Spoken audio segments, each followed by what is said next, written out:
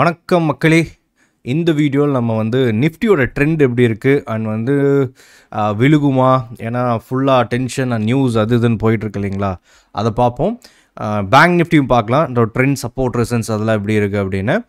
தென் ரெண்டாவது விஷயம், எப்பவுமே ரெண்டு விஷயம் வீக்லி வீடியோவில் பேசுவோம்ல, என்ன அப்படின்னா ப்ரீமியம் ரொம்ப ஹையாக இருக்குது. கரெக்டாக ப்ரீமியம் ஒரு அத்திமணியில் ஒரு ஸ்ட்ராங்கிள் எடுத்தோம்னாலே கிட்டத்தட்ட 560 பாயிண்ட், ஆர் நீங்கள் ஒரு ஆப்ஷன் பை பண்ண போனால் 280 300 பாயிண்ட்லாம் கூட நீங்கள் நியர் அத்திமணி ரேஞ்சில் இருக்குது.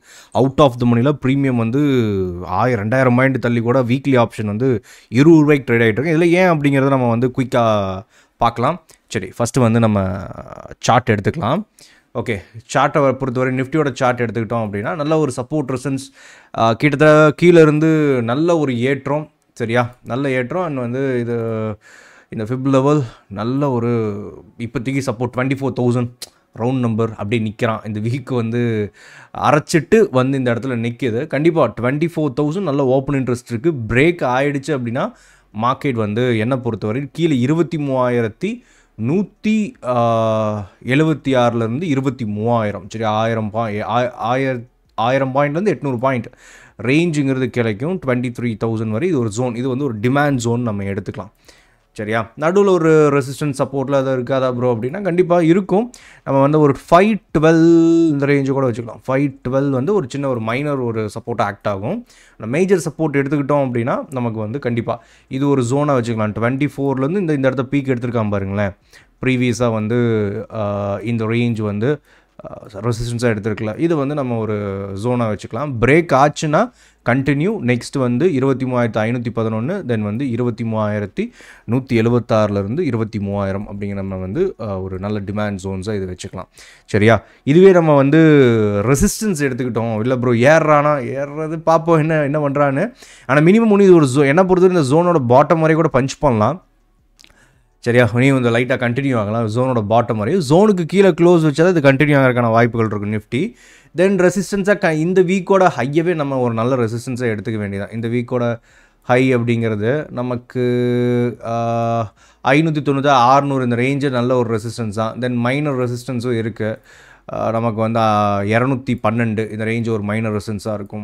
மேலே ஏறுறதுக்கான வாய்ப்பு ரொம்ப குறைவாக இருக்கும். ஒருவேளை அப்படி ஏறிச்சுன்னா விக்ஸ் ஃபால் ஆகும். இந்தியா விக்ஸ் இருக்குது இல்லைங்களா, மேபி ஃபால் ஆச்சு அப்படின்னா ஒரு நல்ல வாய்ப்பாக இருக்கும் ஏறுறதுக்கு. இந்தியா விக்ஸ் ஃபால் ஆகலை, ஸ்டேபிளாக இருக்கான் அப்படின்னா சொல்லப்போனால் ஷூட் அப் கொடுத்தா அப்படின்னா உடைக்கிறதுக்கான வாய்ப்பாக இருக்கும். இது நிஃப்டிக்கான நல்ல ஒரு சப்போர்ட் ரெசிஸ்டன்ஸாக இருக்கும்.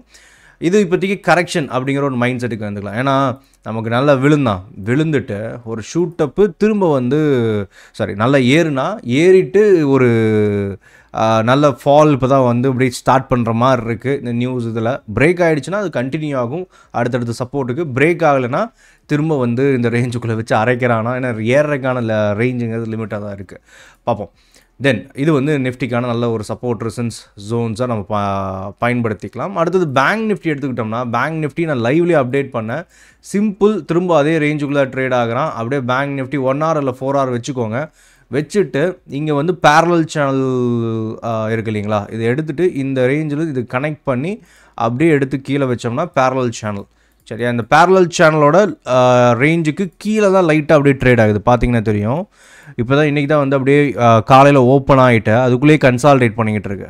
நீங்கள் பார்த்தீங்கன்னா அந்த பேரலல் சேனல் கீழே அகெயின் சேனலுக்குள்ளே போயிட்டால் மார்க்கெட் கன்சால்டேட் ஆகி திரும்ப ஏற துடிப்பான். ஆர் நம்ம சிம்பிளாக எடுத்துக்க வேண்டியதான், மார்க்கெட்டு இன்னையோட லோ, இன்றைக்கி வெள்ளிக்கிழமை இல்லைங்களா, இன்னையோட லோக்கு கீழே மார்க்கெட் முக்கியமாக இந்த ரேஞ்ச் 516 ஆர் இன்னையோட லோவே நம்ம எடுத்துப்போம். இந்த ஃபஸ்ட்டு கேண்டில் லோவே வச்சுப்போம். இதுக்கு கீழே 1 hour க்ளோஸ் வச்சு இல்லை ஓப்பனிங்கே கீழே ட்ரேட் ஆகிறான் அப்படின்னா நமக்கு இந்த ஃபாலுங்கிறது நமக்கு 52,000 வரையும் கண்டினியூ ஆகிறதுக்கான சான்ஸுங்கிறது அதிகமாக இருக்குது. சரியா, ஓகே பார்ப்போம். உள்ளே திரும்ப போடுறானா இல்லை பிரேக் ஆகிடுச்சுன்னா 52,000 வரையும் மார்க்கெட்டுங்கிறது நமக்கு கண்டினியூ ஆகிடும். தென் இது நிஃப்டி ஆன் பேங்க் நிஃப்டிக்கான ஒரு நல்ல ரேஞ்சஸ் நம்ம வச்சுக்கலாம். சரி, ரெண்டாவது நான் சொன்னது என்ன அப்படின்னா, ஏன் ப்ரீமியம் ரொம்ப ஹையாக இருக்குது அப்படிங்கிறது. ஃபஸ்ட்டு நான் இந்த விக்ஸை பற்றி நிறைய முறை சொல்லியிருக்கேன். இந்த விக்ஸ் பார்த்துட்டிங்கன்னா நம்ம இந்த கேண்டில் ஸ்டிக் வைக்க வேணாம், நீங்கள் லைன் சார்ட் வச்சுக்கோங்க, ஈஸியாக புரியும். விக்ஸு எப்போல்லாம் ஷூட் அப் கொடுக்கும் அப்படின்னா அது வந்து ஒரு பேனிக் பயம் இருந்தால் விக்ஸ் வந்து ஏறும். சரி, இந்த விக்ஸ் ஏறுறதுனால என்ன ப்ரோ நமக்கு தெரியுது? இப்போ லோ விக்ஸுங்கிறது மார்க்கெட்டில் பயம் இல்லை, அதனால வந்து இன்வெஸ்டர்ஸ் ஆர்வமாக இருப்பாங்க. ஏன்னா ஒரு பேனிக் இல்லாத மார்க்கெட்டில் எப்பவுமே என்ன இருப்பாங்க, இன்வெஸ்டர்ஸ் ஆர்வமாக இருப்பாங்க. மார்க்கெட் ஏறுறதுக்கான இன்னும் முதலீடுகள் குவியறதுக்கான வாய்ப்புகள் இருக்குது. மார்க்கெட் ஸ்டேபிளாக இருக்குன்னு அர்த்தம். லோ விக்ஸ்னால் 14 அந்த மாதிரி வச்சுக்கலாம் நீங்கள். ஹை விக்ஸுங்கிறது எப்பவுமே 18 20க்கு மேலே போயிடுச்சுன்னா ஹை விக்ஸ் மாதிரி. விக்ஸ் 20 21 22 23லாம் போயிடுச்சு கரெக்டாக. அப்போ இது ஹை விக்ஸ் மார்க்கெட். இந்த ஹை விக்ஸ் மார்க்கெட்டில் வாலட்டிலிட்டி அன்சர்டனிட்டி அதிகமாக இருக்கும். திடீர்னு வந்து நமக்கு வந்து ஒரு 500 பாயிண்ட் ஏறலாம், இல்லை வந்து இறங்கலாம் ஒரே நாளில். 1.5% 2% இந்த ரேஞ்சுங்கிறது அதிகமாக. லோ விக்ஸ் மார்க்கெட்டில் ஒரு நாளைக்கு 0.5% மேக்ஸிமம் 1% ஏறி இறங்கும். அப்போ ஒரு ஆப்ஷன் ப்ரீமியம் எடுத்துக்கிட்டிங்கன்னு வச்சுக்கோங்களேன், நமக்கு வந்து அடி மணியில் ஒரு 130 ரூபா 70 ரூபா 80 ரூபாய்க்கு கூட ட்ரேட் ஆகும். சரியா, ஒரு நாளைக்கு எவ்வளவு ஏறலாம் இறங்கலாங்கிற அளவு அதிகரிக்குதுன்னு அர்த்தம் இந்த விக்ஸ் ஹையாக போகுதுன்னா. இப்போ வந்து ஹை விக்ஸில் இப்போ விக்ஸ் வந்து ஒரு 22 போயிடுச்சுன்னா, அப்போ ஒரு நாளைக்கு முன்னாடி இருந்த மாதிரி 0.5% 1% இல்லை, ஒரு நாளைக்கு 1.5% வந்து நார்மலாக மூவ் ஆகலாம், ஆர் வந்து 3% போகலாம். அப்படிங்கிற இறங்குறதுக்கான அளவுங்கிறது அதிகரிக்குது ஒரு நாள்லேயே, அப்படிங்கிறத இந்த விக்ஸுங்கிறது காட்டுது. அப்போ ஆப்ஷன் செல்லர்ஸ் வந்து என்ன பண்ணுவாங்கன்னா, 70 ரூபா 100 ரூபா கலெக்ட் பண்ணுற இடத்துல லோ விக்ஸில் இப்போ விக்ஸ் ஹை விக்ஸ் போதுன்னா அவங்ககிட்ட பேனிக் அதிகமாக இருக்குது, பெருசாக ஏறி இறங்கும். அவங்க இப்போ பிரேக் ஈவன் பெருசாக எதிர்பார்ப்பாங்க. சரியா, அப்போ அவங்க வந்து அதிகமான ப்ரீமியம் கலெக்ட் பண்ணி நினைப்பாங்க. அப்போ அவங்க 200 ரூபாவோ 300 ரூபாவோ அவங்க அதிகமாக கலெக்ட் பண்ணதான் அவங்க ட்ரேடுங்கிறது சேஃபாக நடக்கும். ஏன்னா இப்போ ஒரு பையருக்கு வந்து ஒரு 10,000 15,000 ஒரு லாட்டை எடுத்துக்கலாம். ஆனால் செல்லர்ஸ் அப்படி கிடையாது. செல்லர்ஸ் வந்து கண்டிப்பாக அவங்களுக்கு வந்து ஒரு கான்ட்ராக்ட் எடுக்கணும், ஒரு 1-1.5 லட்ச ரூபாய் வந்து செல் பண்ணுறதுக்கு வேணும். அப்போ அந்த மொத்த காசையும் வந்து அவங்க இவ்வளோ ரிஸ்க் எடுக்கிறாங்க அப்படின்னா அவங்க எப்போவுமே ப்ராஃபிட் பண்ணுறதுக்கான வாய்ப்புங்கிறது அதிகமாக இருக்கணும். அப்போ ப்ராஃபிட் பண்ணுறதுக்கான வாய்ப்பு இப்போ இந்த மாதிரி ஜிக்ஸாக் மார்க்கெட்டில் ப்ரீமியம் அதிகமாக கலெக்ட் பண்ணிட்டா தான் அவங்களுக்கு இருக்கும். சரியா, அதனால தான் இந்த விக்ஸுங்கிறது ஷூட் அப் கொடுக்குது. இந்த விக்ஸ் ஷூட் அப் கொடுக்குதுன்னா செல்லர்ஸ் வந்து பேனிக்கில் இருக்காங்க, கொஞ்சம் அதிகமான ப்ரீமியம் கலெக்ட் பண்ணிக்கணும் அப்படின்னு நினைக்கிறாங்க அர்த்தம். இது வந்து இப்போ இன்னைக்கு ஒரு லைவ்ல கூட ஒருத்தர் ப்ரோ டிசம்பர் ட்ரேட் எடுத்து வச்சிருந்தேன், ஆனால் வந்து மூவே ஆகலை, மார்க்கெட் மூவ் ஆகுது ஆனால் என் ட்ரேட் மூவ் ஆகுது, விக்ஸ் வந்து நல்லா ஷூட் அப் கொடுத்துருக்கு ப்ரோ, ஏன் ப்ரோன்னு கேட்டிருந்தாரு. டிசம்பர் ட்ரேட்லாம் பார்த்துட்டிங்கன்னு வச்சுக்கோங்களேன், அது வந்து விக்ஸ் வந்து பாதிக்காது. அதாவது ஐவின்னு சொல்லுவாங்க, இம்ப்ளாய்ட் வாலட்டிலிட்டி.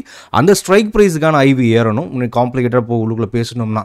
அதனால் நீங்கள் வந்து இந்த விக்ஸுங்கிறது அடுத்த 30 நாளைக்கு அப்படி வச்சுக்கோங்க. இந்த மாதத்துக்கு இந்த மார்க்கெட் வந்து எப்படி அன்சர்டனிட்டியாக இருக்குமா இல்லை வந்து நார்மலாக ட்ரேட் ஆகுமா அப்படின்னு சொல்கிறது மட்டும்தான். எவ்வளோ ஏறலாம் இறங்கலாம் அப்படிங்கிறது, ஒரு நாளைக்கு ஆவரேஜாக நல்லா மூவ் ஆகுமா ஆகாதா அப்படிங்கிறத சொல்கிறது தான். அதனால் எப்போவுமே நீங்கள் வந்து ட்ரேட் பண்ண போகிறீங்கன்னா இந்த விக்ஸையும் கண்டிப்பாக நம்ம பார்த்துக்கணும். லோ விக்ஸில் ப்ளே பண்ணுறோமா, என்ன மாதிரியான ஸ்டடியில் பை பண்ண போகிறீங்கனாலும் விக்ஸ் விழுகிற மாதிரியான மார்க்கெட்டில் பைங்கிறது கொஞ்சம் ரிஸ்க்கான விஷயம். சரியா, இப்போ விக்ஸ் அப்படியே நின்றுச்சு இல்லை சூட்டப் கொடுக்குதுன்னு வச்சுக்கோங்க, புட் ஆப்ஷன் பை இருக்கலாம், செமையான விஷயம். இப்போ இந்த விக்ஸு பாருங்களேன், இந்த விக்ஸு நம்ம எடுத்துக்கிட்டோம்னா இங்கேருந்து டொனால்ட் ட்ரம்ப்போட நியூஸ் அது இதுன்னு கொஞ்சம் டேரிஃப்னு ஒரே நாளில் ஷூட்டை பிடிச்சி திரும்ப இறங்கிருச்சு. ஆனால் திரும்ப இறங்கினது 16, அது திரும்ப 14 கீழே வரல. ஏற்கனவே 12-14 இருந்து டொனால்ட் ட்ரம்ப் என்ன சொன்னாலும் அவன் வந்து மார்க்கெட்டுங்கிறது திரும்ப 15 கீழே இறங்கலை, திரும்ப ஸ்டேபிளாக திரும்ப பழைய இடத்துக்கு ஏறிக்கிட்டு இருக்கான். 21 22 பார்த்து அப்படியே ஸ்டேபிளாக ஏறிக்கிட்டு இருக்கான். அப்போ என்ன அப்படின்னா மார்க்கெட் வந்து ஸ்டேபிளாக வாலட்டிலிட்டியை இன்னும் ஹையாக க்ரியேட் பண்ணுதுன்னு. சரியா, அப்போ இன்வெஸ்டர்ஸ்க்கான மார்க்கெட் எப்போ ப்ரோ ஆகும்? இப்போதைக்கு இன்வெஸ்ட் பண்ண முடியாதா? கண்டிப்பாக வாய்ப்பு இல்லை. டிஃபென்ஸ் கம்பெனி அவர் வந்து இதை பேஸ் பண்ண, அதாவது இந்த நியூஸை பேஸ் பண்ண ஏதாவது சின்ன கம்பெனிஸ்லாம் இருப்பாங்க இல்லைங்களா, அதில் வேணால் நம்ம ப்ளே பண்ணலாம். ஆனால் மார்க்கெட்டில் இப்போ இன்வெஸ்ட் பண்ணுறதுக்கான சரியான நேரமான விக்ஸை பார்த்துட்டு இல்லைன்றலாம். அண்ட் இந்த ப்ரீமியம் வந்து விக்ஸு ஃபால் ஆச்சுன்னா பையர்ஸ் கொஞ்சம் சேஃப்டியாக இருங்க. சரியா, ஏன்னா செல்லர்ஸ் நிறைய ப்ராஃபிட் பண்ணுவாங்க விக்ஸு ஃபால் ஆகும்போது. சரி பார்ப்போம், விக்ஸு ஃபால் ஆகுதா இல்லை ஃபர்தராக இது வந்து நெக்ஸ்ட்டு போகுதா அப்படிங்கிறது. இதை பற்றி இந்த விக்ஸை பற்றி அண்ட் வந்து இந்த ப்ரீமியம் என்ன எப்படி இது எதாவது ரியாக்ட் ஆகும் அப்படிங்கிறது நான் சொல்லணும்னு நினச்சேன். அதுக்காக தான் அடுத்த வீடியோவில் பார்க்கலாம். பிடிச்சிருந்தா லைக் பண்ணுங்கள், அதே மாதிரி புரிஞ்சிருந்தா கமெண்ட் பண்ணுங்கள், புரியலினால் டவுட்ஸ் இருந்தால் கேளுங்க, நான் அடுத்த வீடியோவில் சொல்ல பார்க்குறேன். நம்ம அடுத்த வீடியோவில் பார்க்கலாம். பாய்.